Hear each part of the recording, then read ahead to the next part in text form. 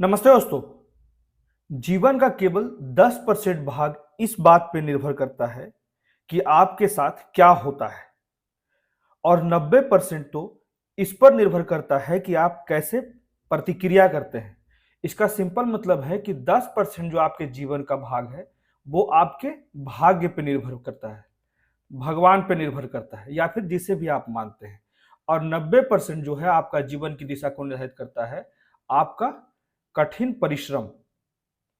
इसलिए जो है हमेशा से कहा जाता है कि आप अपने जीवन में जितने भी महत्वपूर्ण समय हैं, खास के जब छात्र होते हैं, जब स्टूडेंट होते हैं, ठीक है, उस समय सबसे ज्यादा व्यक्ति को मेहनत करना चाहिए अपने आने वाले भविष्य को बेहतर करने के लिए। इसलिए जो है हमेशा कहा जाता है कि अपने कठिन परिश्रम पर ज्यादा भरोसा करें, भाग्य पे कम करें। जो ही व्यक्ति अपने कठिन परिश्रम करते हैं उस पर ज्यादा भरोसा करते हैं, भाग्य भी उन्हीं का साथ देता है। इसी के साथ आज का हम लोग डिस्कशन शुरू करते हैं। आज का डेट है 14 मार्च 2024 और अभी हम डिस्कस करेंगे द हिंदू के कुछ इंपॉर्टेंट आर्टिकल्स हिंदी में। तो सबसे पहला आर्टिकल हम लोग आज डिस्कस करेंगे।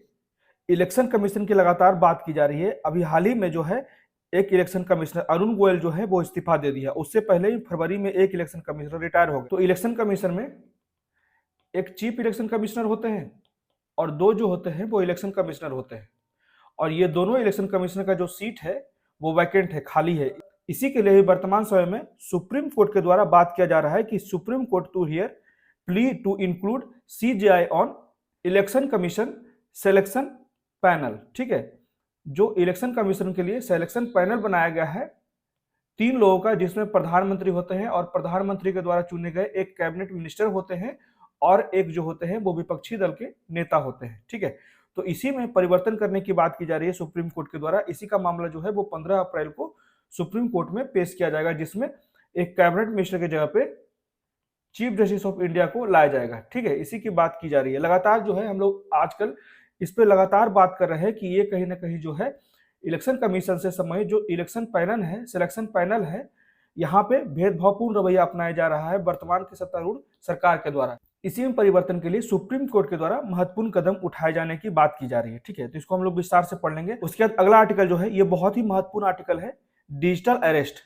इसमें क्या किया जाता है, वर्चुअल होम अरेस्ट कर लिया जाता है किसी व्यक्ति को, चाहे वो स्काइप पे फोन किया जाता है, वीडियो कॉलिंग किया जाता है। ठीक है, और अपने आप को आईएएस और आईपीएस का रेफरेंस दे दिया जाता है और उसको डराया जाता है कि आप पे ये आरोप लगने वाला है, आप यहाँ अवैध कार्य में संलिप्त थे, और इस तरह से धमका दिया जाता है और उनसे बहुत बड़ी मात्रा में धन जो है वो धोखाधड़ी से ले ली जाती है। यहाँ पे बहुत से मामले हैं, 3-4 मामले हैं।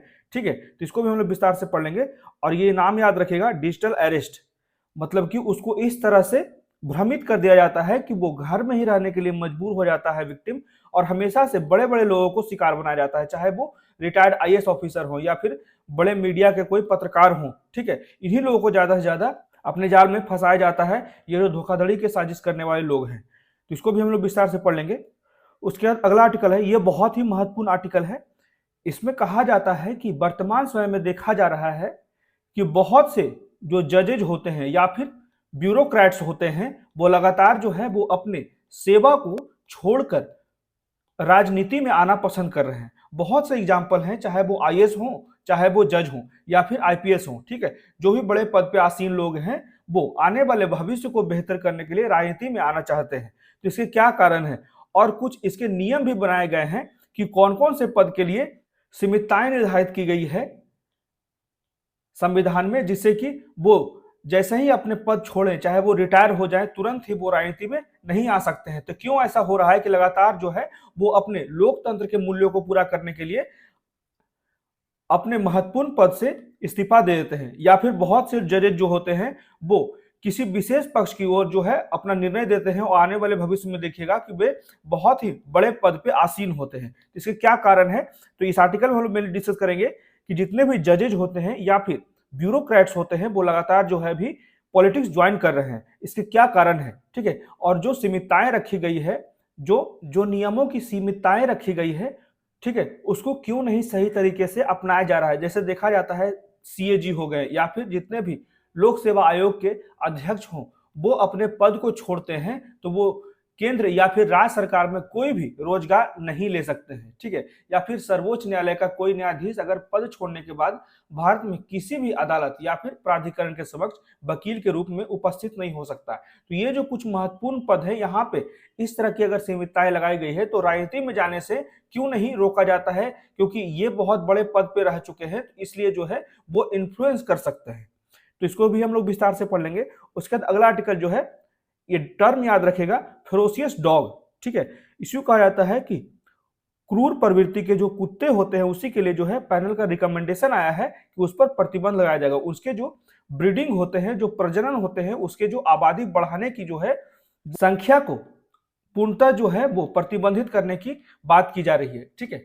तो इसमें हम लोग मेनली देख लेंगे कि कौन कौन से कुत्ते, ये आर्टिकल इसलिए लाया ही हूं कि इसमें सिंपली हम लोग जान सके कि जो क्रूर कुत्तों को निर्धारित किया गया है उसके लिस्ट में कौन कौन से कुत्ते हैं, क्योंकि एग्जाम में यहीं से सवाल आ सकते हैं कि कौन कौन से कुत्ते को फेरोसियस डॉग कहा जाता है, ठीक है। तो इस आर्टिकल को हम लोग डिस्कस कर लेंगे। तो आइए शुरू करते हैं आज का डिस्कशन। सबसे पहला जो आर्टिकल है, supreme court through hear plea to include CJI on election commission election panel, ठीक है। तो इसको हम लोग विस्तार से पढ़ लेते हैं। इलेक्शन कमीशन में जितने भी, चाहे वो चीफ इलेक्शन कमिश्नर हो या फिर इलेक्शन कमिश्नर की नियुक्ति के लिए जो नियुक्ति पैनल है उसमें चीफ जस्टिस ऑफ इंडिया को शामिल करने की बात की गई है। उसी समय जो है चयन समिति में वापस लाने की याचिका पर सुप्रीम कोर्ट सुनवाई करेगा, ठीक है।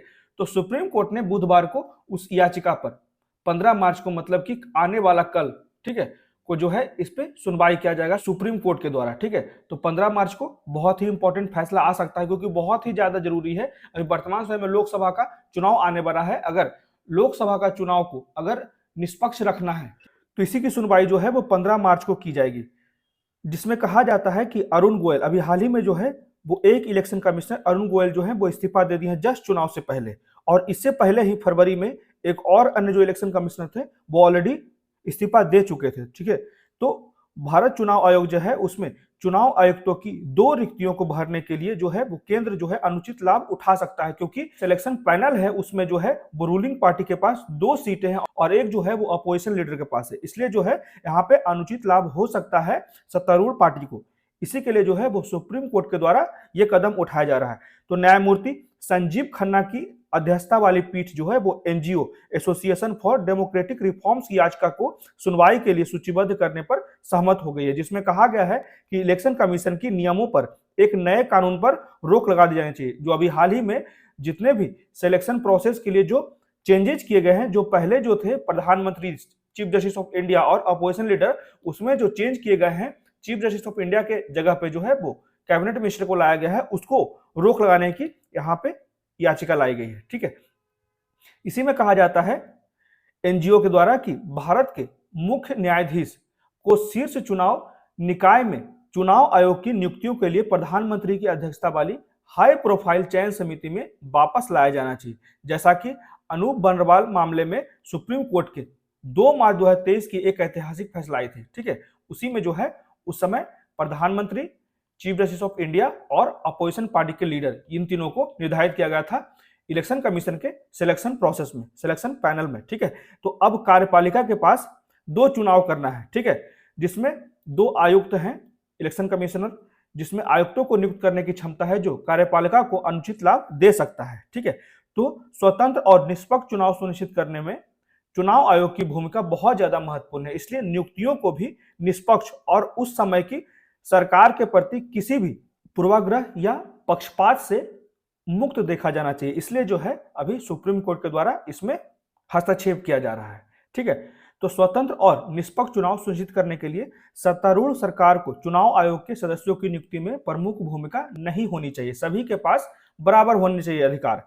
तो लोकतंत्र जो है वो संविधान की बुनियादी संरचना का एक पहलू है और स्वतंत्र और निष्पक्ष चुनाव जो है वो उसी को सुनिश्चित करने और हमारे देश में स्वस्थ लोकतंत्र बनाए रखने के लिए चुनाव आयोग को राजनीतिक या फिर कार्यकारी हस्तक्षेप से अलग रखा जाना चाहिए। तो प्रमुख चुनावों के मद्देनजर चुनाव आयुक्त के पद को खाली छोड़ना समझदारी नहीं होगा, क्योंकि स्वतंत्र और निष्पक्ष चुनाव सुनिश्चित करने, राजनीतिक दलों के बीच विवादों का निपटारा करने और सटीक मतदाता सूची सुनिश्चित करने और मतदाता को मतदान में चुनाव आयोग की भूमिका के लिए बहुत ज्यादा महत्वपूर्ण हो जाता है कि इलेक्शन कमिश्नर जल्द से जल्द जो है वो अपॉइंट हो जाए, वो भी बिना अतिरिक्त हस्तक्षेप के, सत्तारूढ़ पार्टी के बिना अतिरिक्त हस्तक्षेप के। ठीक है, तो ये जो था पूरा का पूरा आर्टिकल, इसमें लगातार जोर लगाया जा रहा है और सुप्रीम कोर्ट द्वारा भी इसमें एक बार हस्तक्षेप किया जा रहा है। जो सिलेक्शन पैनल है इलेक्शन कमीशन में सिलेक्शन करने के लिए, उसमें उस पैनल में कुछ चेंजेस करने की बात की जा रही है, जहां पे चीफ जस्टिस ऑफ इंडिया को उस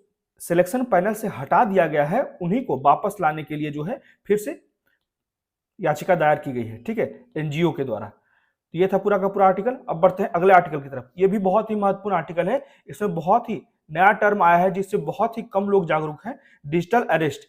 इसमें सिंपली बात है कि बहुत से लोग जो हैं वो नकली आईएएस या फिर नकली आईपीएस बनकर धोखाधड़ी करते हैं, और जितने भी बड़े लोग हैं या जिनके पास ज्यादा पैसे हैं उनको भ्रमित करते हैं कि आप पे एक बड़ा आरोप लगा है या फिर आप किसी अवैध कार्य में फंसाए जाते हैं, भ्रमित कर दिया जाता है, इतना ज्यादा उनको भयभीत कर दिया जाता है और उनसे जो है बहुत ज्यादा मात्रा में जो है पैसे डिमांड किए जाते हैं। ठीक है, और धन का शोषण किया जाता है।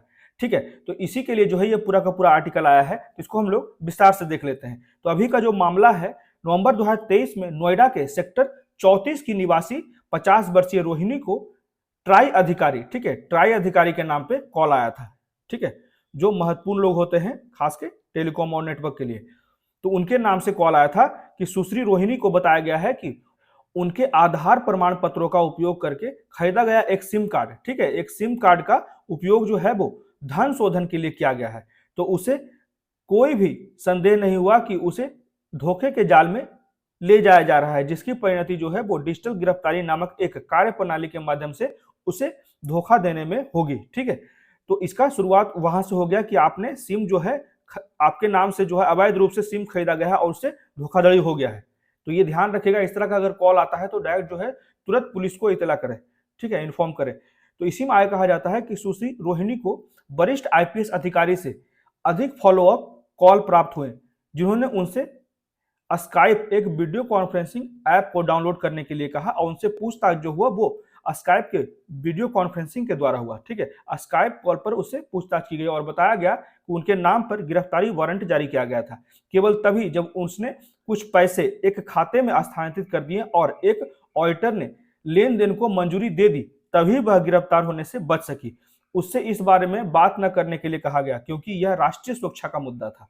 ठीक है, तो सुश्री रोहिणी ने निर्देशानुसार अपनी सारी बचत, जितने भी उसका सेविंग थे, लगभग 11,11,295 रुपए जो धोखेबाज थे उसके अकाउंट में ट्रांसफर कर दिए और अगले 3 दिनों तक उसने स्काइप के माध्यम से आईपीएस अधिकारियों से संपर्क करने की कोशिश की, लेकिन किसी ने उनका फोन नहीं उठाया और चौथे दिन उसे एहसास हुआ कि उसके साथ धोखाधड़ी हुई है और उसने पुलिस को फोन किया। उसके बाद जो है अभी भी इस मामले की जांच चल रही है। ठीक है, तो ये आभासी घर में नजरबंद इश्यू कहा जाता है, वर्चुअल होम अरेस्ट। तो उसी के बारे में बताया जा रहा है कि बेंगलोर ट्रैफिक पुलिस के एक वरिष्ठ अधिकारी डीएसपी कुलदीप कुमार आर जैन, जिसके पास जो है वो साइबर अपराध का अतिरिक्त प्रभार भी है, तो उन्होंने इस पे बहुत ही विस्तार से बात किया है कि हम कह सकते हैं कि इस तरह के धोखाधड़ी से पीड़ितों को धोखेबाजों द्वारा एक आभासी घर में नजरबंद कर दिया जाता है, मतलब कि वर्चुअली होम अरेस्ट कर लिया जाता है। तो इसका पहला मामला कब आया था? एक सेवानिवृत्त रिटायर्ड आईएएस ऑफिसर थे, उनको धोखेबाजों ने लगभग 11 लाख का चूना लगाया था, जिन्होंने खुद को मुंबई के क्राइम ब्रांच से अपने को बहुत बड़ा अधिकारी के रूप में पेश किया था। उसके बाद अगला मामला जो आया था बेंगलोर के एक ऐसे ही मामले में एक वरिष्ठ पत्रकार को व्हाट्सएप के जरिए कॉल करने वाले धोखेबाज से लगभग 1.2 करोड़ का नुकसान हो गया था। ठीक है, तो पीड़ितों को आमतौर पर पहली कॉल पर एक कांस्टेबल करता है। ठीक है, इसमें भी एकदम क्रोनोलॉजी होता है। ठीक है, आप देख सकते हैं, पहले कांस्टेबल कॉल करेगा, उसके बाद एक सब इंस्पेक्टर कॉल करेगा, उसके बाद एक डीएसपी, उसके बाद एक एसपी रैंक का अधिकारी बनकर कॉल करेगा, जिससे कि लगेगा कि वो लोग जो है वो चैनलाइज मैटर में सही ही कॉल कर रहे हैं। ये पूर्णतः जो है वो फंसाने के लिए कार्य किया जाता है। तो पुलिस से क्या कहा जाता है, पुलिस के द्वारा, तो जनवरी में एक महिला और उसके बेटे सहित 4 लोगों को दिल्ली पुलिस ने डिजिटल गिरफ्तारी ऑपरेशन के लिए दिल्ली और यूपी के कुछ हिस्सों से गिरफ्तार किया था। ठीक है, जिसमें उन्होंने अधिकारियों के रूप में खुद को पेश किया था। ठीक है, उन्होंने अपना जो अपराध है कबूल किया और उन्होंने बताया कि किस तरह से लोगों को धोखा दिया है। ठीक है, इसी से पता चला कि उन्होंने अपने आप को जो है विभिन्न बड़े अधिकारी के रूप में पेश किया था, बड़े बड़े आईपीएस अधिकारी के रूप में पेश किया था और वीडियो कॉल के माध्यम से लोगों को धमकी दी थी। और इनके पीड़ितों में से एक एयर इंडिया से 65 वर्षीय सेवानिवृत्त वरिष्ठ प्रबंधक थे। ठीक है, तो पीड़िता को सीमा शुल्क विभाग द्वारा मुंबई हवाई अड्डे पर कथित तौर पर एक पार्सल जब्त किए जाने के बारे में बताया गया और उनसे 35 लाख रुपए की ठगी की गई। तो मामले की जांच कर रहे अधिकारियों ने कहा, जब उसने यह जानने का जोर दिया कि क्या वे असली पुलिस अधिकारी हैं, तो धोखेबाजों ने पीड़िता को एक केबिन की ओर दिखाया जहां 2 पुलिसकर्मी मौजूद थे। ठीक है, यकीन दिलाया। तो हम यहाँ पे पुलिस के द्वारा कहा जा रहा है कि हम जन जागरूकता अभियान चला रहे हैं, जिससे कि लोगों को ऐसी कॉल आती है उन्हें तुरंत ही पुलिस से संपर्क करना चाहिए और ऐसे कॉल करने वाले को ब्लॉक करना चाहिए। ठीक है, तो इसमें भी व्हाट्सएप और ट्रू कॉलर आईडी पर भी जो है आईपीएस अधिकारी की प्रोफाइल फोटो का उपयोग करके जो है बहुत से लोग जो है अनेक लोगों को धोखे का शिकार बनाते हैं। तो ऐसे कई जालसाज हैं जो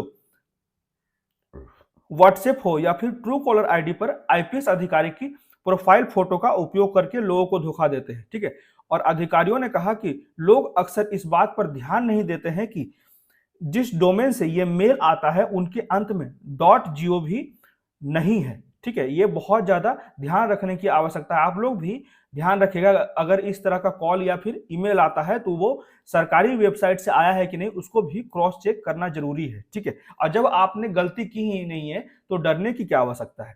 तो इसी में आगे कहा जाता है कि ऐसे तत्वों से खुद को बचाने का एक तरीका बार बार जो है वो अपने पासवर्ड को बदलते रहें और जितने भी आपके संवेदनशील सेंसिटिव डेटा है उसके लिए 2 कारक प्रमाणीकरण सक्षम बनाए। ठीक है, 2 टियर पासवर्ड बनाए ऑथेंटिकेशन के लिए।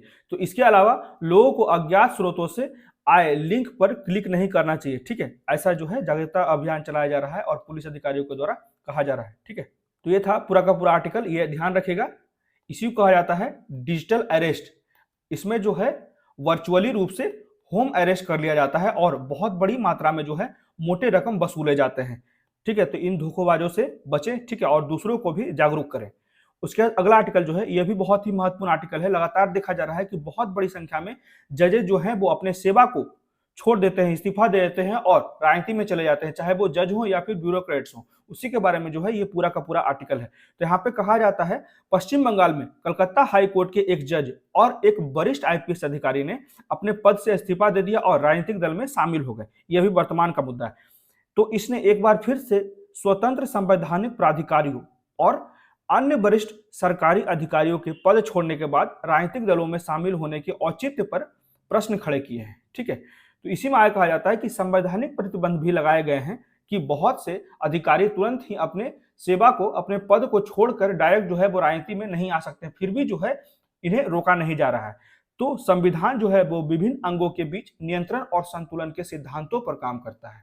तो कार्यपालिका जो है वो विधायिका के प्रति जवाबदेह होता है। ठीक है, ये ध्यान रखिएगा, कार्यपालिका जो होता है वो विधायिका के प्रति जवाबदेह होता है। वहीं एक स्वतंत्र न्यायपालिका जो होता है राज्य के इन दोनों कार्यपालिका और विधायिका पर निगरानी रखता है। ठीक है, और चुनाव आयोग, लोक सेवा आयोग, सीएजी जैसे अन्य स्वतंत्र निकाय भी हैं जिन्हें सरकार के किसी भी हस्तक्षेप के बिना अपने संवैधानिक कर्तव्यों का पालन करना आवश्यक है। और इन संस्थानों की स्वतंत्रता, निश्चित कार्यकाल, इसीलिए जो है इन लोगों को एक निश्चित कार्यकाल दिया जाता है। ठीक है, इसलिए कहा जाता है ना कि परमानेंट जो कार्यपालिका होते हैं चाहे वो आईएएस हो, ठीक है, और जो टेम्पररी होते हैं या कुछ समय के लिए होते हैं चाहे वो एमएलए हो, एमपी हो, क्योंकि ये 5 साल के एक टेन्योर के बाद बदल जाते हैं। इसी के लिए कहा जाता है उनको निश्चित कार्यपालिका और उनको अनिश्चित कार्यपालिका। आईएएस को एक निश्चित कार्यपालिका कहा जाता है और एमएलए, एमपी को जो समय के साथ जो है वो बदल जाते हैं। ठीक है, तो इसी में कहा जाता है कि इन संस्थानों की स्वतंत्रता, निश्चित कार्यकाल, वित्तीय स्वतंत्रता, कठोर निष्कासन प्रक्रिया और कार्यालय छोड़ने के बाद प्रतिबंधों की गारंटी के माध्यम से भी सुनिश्चित किया जाता है। तो सर्वोच्च न्यायालय का कोई भी अगर न्यायाधीश पद छोड़ने के बाद भारत में किसी भी अदालत या फिर प्राधिकरण, ट्रिब्यूनल के समक्ष वकील के रूप में उपस्थित नहीं हो सकता है। और उच्च न्यायालय के न्यायाधीश पर सर्वोच्च न्यायालय या फिर अन्य उच्च न्यायालयों के समक्ष उपस्थिति को छोड़कर समान प्रतिबंध लगाए गए हैं।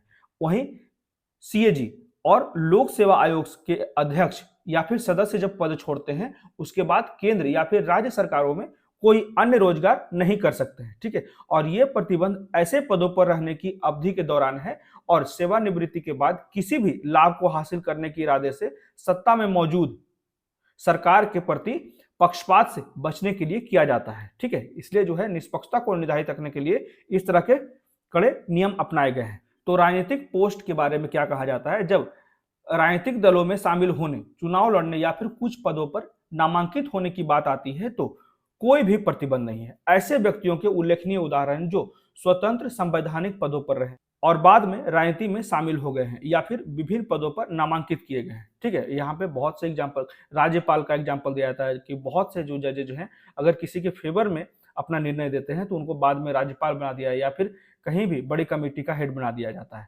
ठीक है, तो इसी में कहा जाता है कि 1967 और 1983 में सुप्रीम कोर्ट के 2 न्यायाधीश हुए, जिसमें से क्रमशः बाद में जो है वो असम से राष्ट्रपति और संसदीय चुनाव लड़ने के लिए अपने पद से इस्तीफा दे दिए। ये मामला है 1967 और 1983 का। ठीक है, इसको भी आप नोट डाउन कर सकते हैं, एक एग्जाम्पल के रूप में आपने आंसर्स में लिख सकते हैं।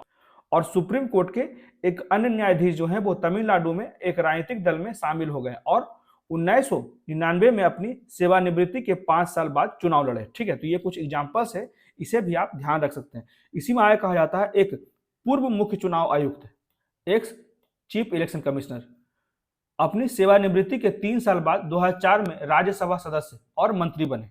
ठीक है, और हाल ही में भारत के एक सेवानिवृत्त मुख्य न्यायाधीश को उनकी सेवानिवृत्ति के 4 महीने के भीतर 2020 में राज्यसभा के लिए नामांकित किया गया। तो ऐसे भी अवसर आए हैं जब सेवानिवृत्त सीएजी और न्यायाधीशों को राज्य के राज्यपाल के रूप में भी नियुक्त किया गया है। कई ऐसे ब्यूरोक्रेट्स हैं, नौकरशाह भी सेवा से इस्तीफा दे देते हैं और सेवानिवृत्ति के तुरंत बाद जो है वो बहुत से तो 10 साल 12 साल का आज का टेन्योर पूरा हो रहा है और लगातार जो है वो पॉलिटिक्स में आ जा रहे हैं। बहुत से लोग ऐसे एग्जाम्पल्स हैं। ठीक है, तो यहाँ पे वही बात कहा जा रहा है कि रिटायर होने के तुरंत बाद या फिर अपने इस्तीफा देने के तुरंत बाद जो है वो राजनीतिक दलों में शामिल हो जाते हैं और चुनाव लड़ने के लिए सक्षम हो जाते हैं। तो सिफारिशें क्या क्या की गई है? तो चुनाव आयोग ने 2012 में केंद्र सरकार से शीर्ष नौकरशाहों को उनको सेवानिवृत्ति के बाद राजनीतिक दलों में शामिल होने और चुनाव लड़ने से पहले कूलिंग ऑफ अवधि प्रदान करने की सिफारिश की थी। ये ध्यान रखिएगा, कूलिंग ऑफ अवधि। हालांकि सरकार ने अटॉर्नी जनरल की राय के आधार पर इस सिफारिश को खारिज कर दिया कि यह संवैधानिक प्रावधानों और लोकतांत्रिक मूल्यों को अनुरूप नहीं है।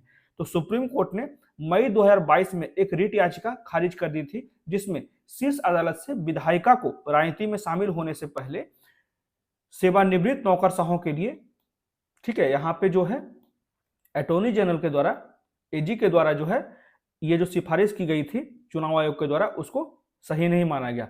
इसके लिए जो है सरकार इसके लिए महत्वपूर्ण कदम नहीं उठाई और कूलिंग ऑफ अवधि लगाने वाले कानून बनाने के निर्देश की मांग की गई थी, उसको जो है वहां पे लाया ही नहीं गया। फिर से 2022 में इसकी मांग की गई तो अदालत ने कहा कि यह विधायिका को तय करना है। ठीक है, यहाँ पे विधायिका पे पूरा का पूरा दारोमदार दे दिया है कि विधायिका को ही तय करना है कि सेवानिवृत्ति के बाद राजनीति में शामिल होने से पहले नौकरशाहों के लिए कूलिंग ऑफ अवधि की आवश्यकता है या नहीं। क्लियर, यहाँ पे कहा गया सरकार के द्वारा, सरकार ही यहाँ पे तय कर सकता है, इसलिए कहा था कि यहाँ पे विधायक ही तय कर सकते हैं। तो क्या कूलिंग ऑफ अवधि जो है वो वांछनीय है? तो लोकतंत्र की आवश्यक विशेषताओं में से एक जो है वो प्रत्येक नागरिक को चुनाव लड़ने का अधिकार है और अटॉर्नी जनरल ने चुनाव आयोग की 2012 की सिफारिश के खिलाफ अपनी राय दी थी और कहा था कि जब तक कोई व्यक्ति सेवा में रहेगा स्वतंत्र और तटस्थ बनाए रहना उसका प्रासंगिक होगा। वहीं अगर वर्तमान में ऐसे नियम है जो किसी भी वरिष्ठ जो ब्यूरोक्रेट्स हैं, नौकरशाह हैं, उनको सरकारी सेवा से सेवानिवृत्ति होने के बाद कम से कम 1 वर्ष तक निजी नौकरी में शामिल होने से रोकना होगा। ठीक है, प्राइवेट जॉब में शामिल होने से रोकना होगा। और अटॉर्नी जनरल ने राय दी कि वाणिज्यिक रोजगार के लिए इस तरह का प्रतिबंध हितों के टकराव से बचने के लिए समझदार अंतर पर आधारित है। हालांकि चुनाव लड़ने वाले अधिकारियों के खिलाफ इस तरह का प्रतिबंध एक वैध वर्गीकरण नहीं हो सकता। ठीक है, ये पूरा का पूरा जो कहा गया है वह अटॉर्नी जनरल के द्वारा ही कहा गया है। हालांकि अटॉर्नी जनरल की राय जो है वो ठोस कानूनी सिद्धांत पर आधारित है, लेकिन प्रसिद्ध न्यायिक उदाहरण को याद रखना भी उतना ही जरूरी है कि न्याय न केवल किया जाना चाहिए बल्कि होते हुए भी दिखाई देना चाहिए। ठीक है, तो इसी में कहा जाता है यह न्यायाधीशों, स्वतंत्र संवैधानिक प्राधिकारों और वरिष्ठ नौकरशाहों पर समान रूप से लागू होता है और यह उनके अधिकारियों कार्यों का निर्वाह करते समय एक अनिवार्य विशेषता है और उनके पद छोड़ने के बाद भी इस सिद्धांत का विस्तार करने से लाभकारी प्रभाव पड़ेगा। ठीक है, और इसे राजनीतिक दलों में शामिल होने या फिर सरकार द्वारा राजनीतिक पदों पर नामांकित होने के लिए कम से कम 2 साल की अवधि का जो कूल ऑफ अवधि है उसको निर्धारित करने से प्राप्त किया जा सकता है। इसे बड़े पैमाने पे यही बात यहाँ पे कहा जाता है, जितने भी बड़े अधिकारी चाहे वो यूपीएससी के मेंबर्स हैं या फिर चेयरमैन हैं या फिर सीएजी हैं, ठीक है, या फिर बड़े बड़े ब्यूरोक्रेट्स हैं जो बड़े पद पे है, चाहे चीफ सेक्रेटरी हो, ठीक है, या फिर जितने भी इलेक्शन कमीशन के बड़े अधिकारी हैं या फिर सुप्रीम कोर्ट के बड़े अधिकारी हैं, हाई कोर्ट के बड़े अधिकारी हैं, तो इन सारों के लिए जो है कम से कम 3 वर्ष का एक कूलिंग ऑफ पीरियड होना चाहिए। ठीक है, जिससे कि वो अपने जो अभी पद छोड़ कर आए हैं वो किसी को इन्फ्लुएंस न कर पाए, उसका अतिरिक्त लाभ न उठा पाए। इससे जनता में विश्वास भी बढ़ेगा और लोकतंत्र के सिद्धांत को भी हम लोग सुनिश्चित रख पाएंगे, सही रख पाएंगे, बचा पाएंगे। ठीक है, इससे बड़े पैमाने पर जनता में विश्वास पैदा होगा और बदले में किसी भी आरोप को भी नकारा जा सकता है। भेदभाव का जो पक्षपात का जो आरोप लगता है, इस तरह के जो अधिकारी अचानक से राजनीति में आ जाते हैं, उससे भी ये लोग बच पाएंगे। अब बढ़ते हैं अगले आर्टिकल की तरफ। इसमें सिंपली कहा जाता है फेरोसियस डॉग, क्रूर कुत्ते। ठीक है, यहाँ पे कुछ लिस्ट निर्धारित किया गया है फेरोसियस डॉग का, तो यहाँ पे एक पैनल के द्वारा इन सभी को बैन कर दिया गया है खास के ब्रीडिंग के लिए। ठीक है, इसकी आबादी को बढ़ाने पर रोक लगा दिया गया है। तो कृषि मंत्रालय के पशु कल्याण और पालन विभाग द्वारा गठित एक विशेषज्ञ समिति ने सिफारिश की है कि क्रूर कुत्तों की कुछ नस्लों को पालतू जानवर के रूप में रखने पर प्रतिबंध लगाया जाना चाहिए। ठीक है, तो विभाग की ओर से सभी राज्यों को एक आधिकारिक पत्र भेजा गया है जिसमें इन कुत्तों की नस्ल का सूचीबद्ध करने के साथ साथ उनकी बिक्री की अनुमति देने वाले लाइसेंसों को भी पंजीकरण न करने का आदेश दिया है। यह भी ध्यान रखिएगा, ठीक है, कि उनके जो लाइसेंस दिए गए थे कुत्तों को बेचने के लिए, उनके लाइसेंस को भी अपग्रेड नहीं करने का आदेश दिया गया है। तो विशेषज्ञ समिति के द्वारा कहा गया है कि नागरिक समूहों द्वारा इन कुत्तों द्वारा लोगों पर कभी कभी घातक हमले की शिकायत के बाद ही ऐसा निर्णय लिया गया है और दिल्ली उच्च न्यायालय में भी एक याचिका पर विचार चल रहा है जिसमें कुछ नस्ल पर प्रतिबंध लगाने का अनुरोध किया गया था और उच्च न्यायालय ने दिसंबर 2023 में कहा था कि वह इस मुद्दे पर 3 महीने में फैसला करेंगे। ठीक है, तो इसी में कहा जाता है कि आगे प्रजनन न हो, इन नस्लों पर ध्यान रखेंगे, जैसे पिटबुल टेरियर, उसके बाद टोसा इनू, अमेरिकन स्टैफोर्डशायर टेरियर, उसके बाद फिला ब्रासिलिरो। ये सारे जो नस्ल हैं इसे ध्यान रखिएगा क्योंकि इससे सवाल आ सकते हैं, क्योंकि 3-4 ऑप्शन अगर दे दिए जाते हैं, ठीक है, और पूछा जाता है कि इसमें से कौन सा डॉग जो है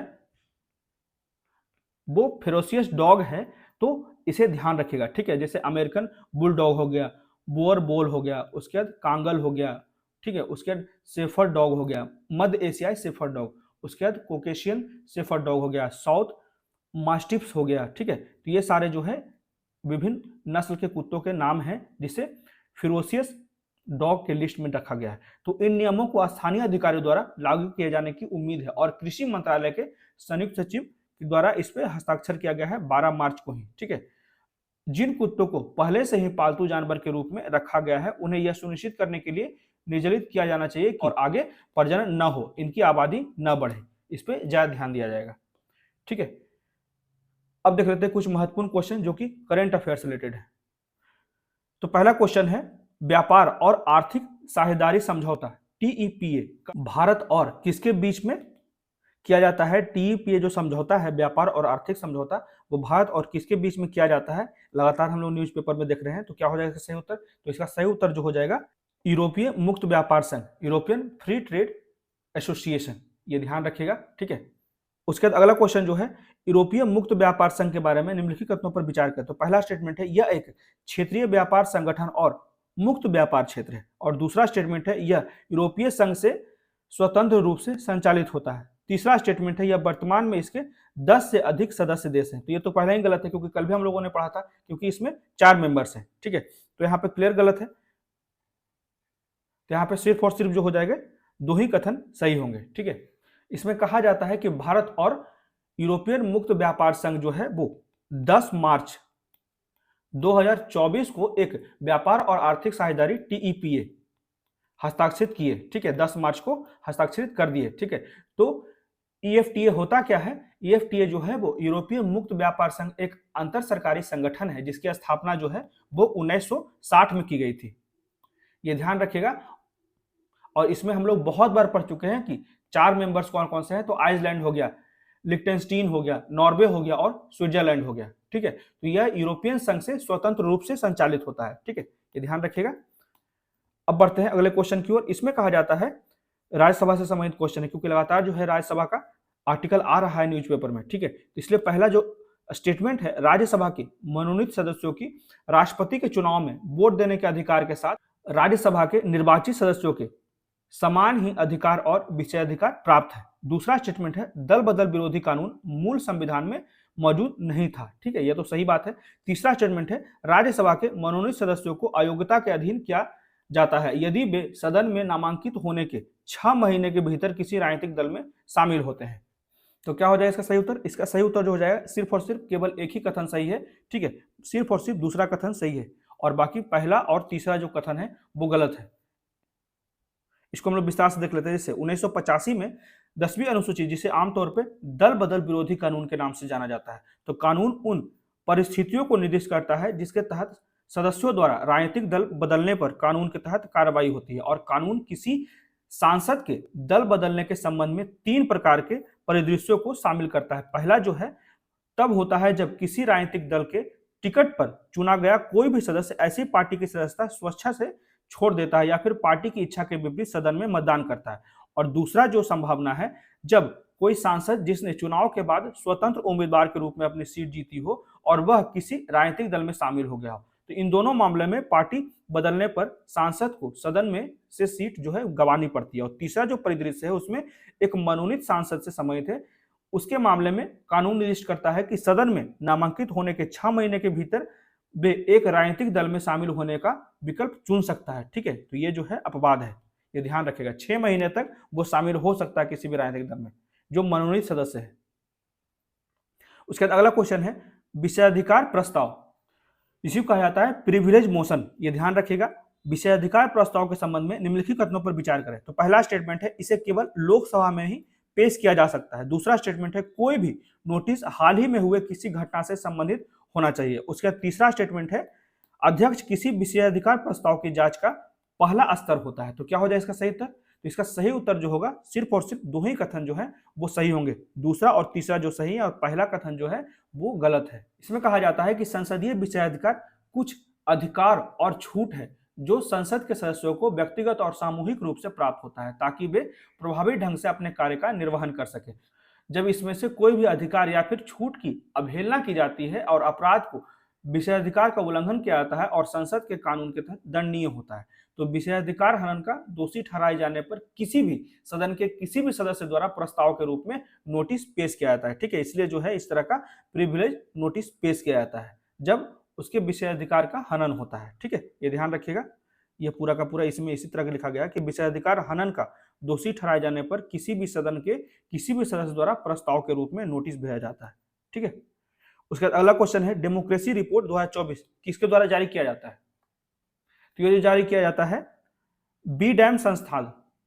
ठीक है, ये ध्यान रखिएगा, बी डैम संस्थान के द्वारा जारी किया जाता है। बी डैम इंस्टीट्यूट की डेमोक्रेसी रिपोर्ट 2024 के द्वारा भारत 2018 में अपने स्थान से पीछे आ गया था। उसका जो रैंक जो है वो नीचे आ गया था। अभी रैंक का डिटेल्स नहीं है। ठीक है, उसके बाद अगला क्वेश्चन है निम्नलिखित खाद्य, ये बहुत ही इंपॉर्टेंट क्वेश्चन है। इस तरह से क्वेश्चन लगातार अभी यूपीएससी के पीटी में देखे जाते हैं।